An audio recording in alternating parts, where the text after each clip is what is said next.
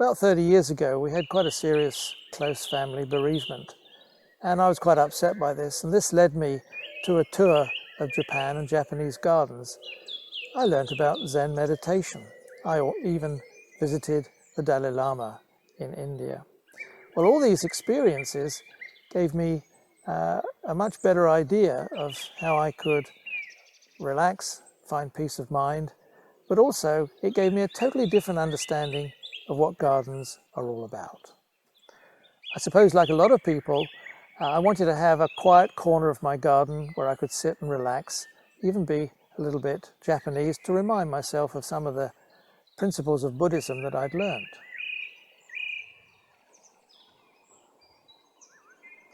When we first arrived at the garden, it was just a jungle.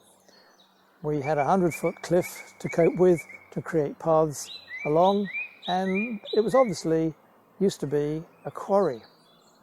Well, the house had been a corn mill, and there were all sorts of streams and mill races, and there was lots of water to play with, but it was quite a challenge to clear it up and get it into any sort of shape. At the time, I was rushing around the world on business, long-haul flights to the Far East and Southeast Asia, and it was pretty stressful. And I have to say that coming back home was a great joy. It was hard work, clearing the rubble and all the weeds and the jungle, but it was good, healthy exercise.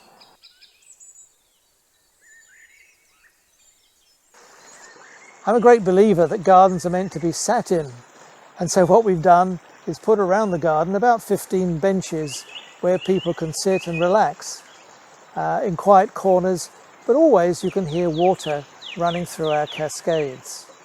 We open for the NGS 6 times a year, and we've found more and more people come who are looking for peace of mind and relaxation. And we get a lot of retired people and some people with mental health issues and dementia, often with carers. Well, every season brings new surprises. The hellebores in March. We have a big collection of double hellebores. The pond comes to life with Iris siracorus, lots of yellow flowers and other plants. Rhododendrons in May.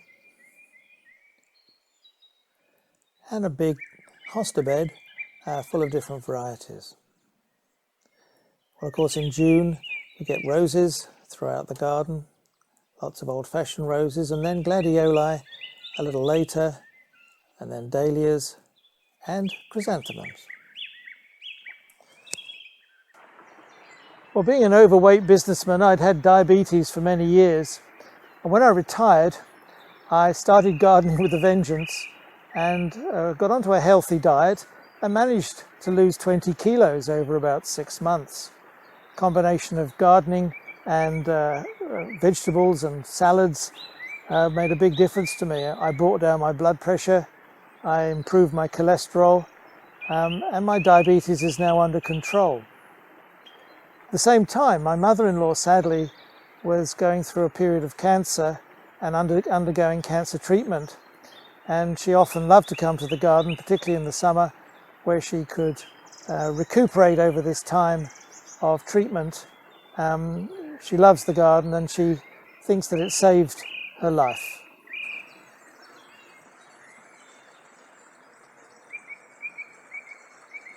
Well, this wasn't a great year for me.